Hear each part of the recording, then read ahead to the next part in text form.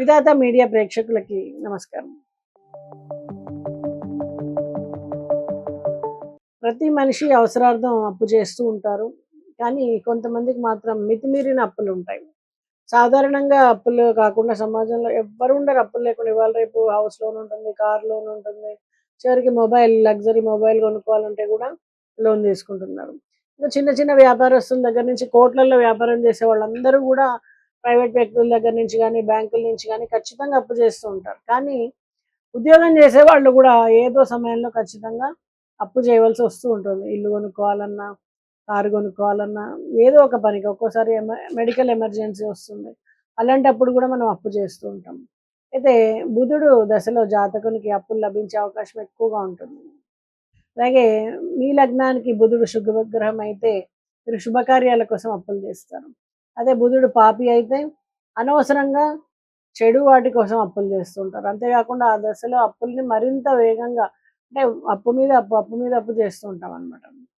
సహజంగా ధనకారకుడైనటువంటి గురు భగవానుడు కర్కాటకంలో బుధుడి నక్షత్రంలో ఆశ్లేష నక్షత్రంలో ఉచ్చ స్థితిలో ఉన్నప్పుడు ఆ దశ వస్తే కనుక మీరు ఖచ్చితంగా అధికంగా అప్పు చేయబోతున్నారని అర్థం అనమాట.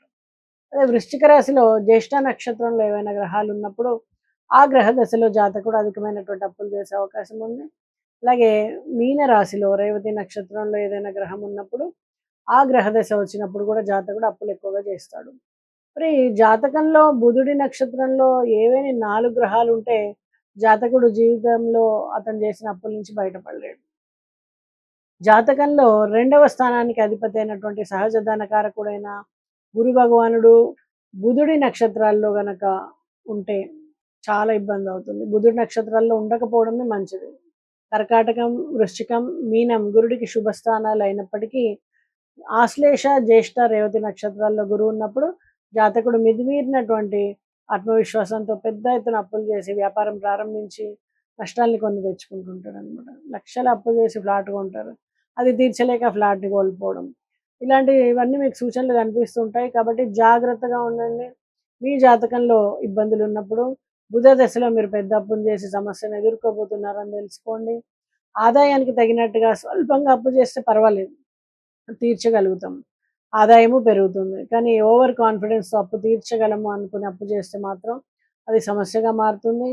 మరో విధంగా ఏందంటే చంద్రుడితో శని భగవానుడు, రాహు గాని, కేతు గాని సంబంధం ఏర్పడ్డప్పుడు ఆయా గ్రహ దశల్లో చేసినటువంటి అప్పులు కూడా తీరవన్నమాట. అత్యధిక సమస్యలతో మునిగిపోతారు. అయితే ఈ విధంగా గ్రహ దశల్లో పెద్దగా అప్పులు చేయకుండా జాగ్రత్త పడితే ప్రమాదం లేకుండా బయటపడతారు. నమస్తే.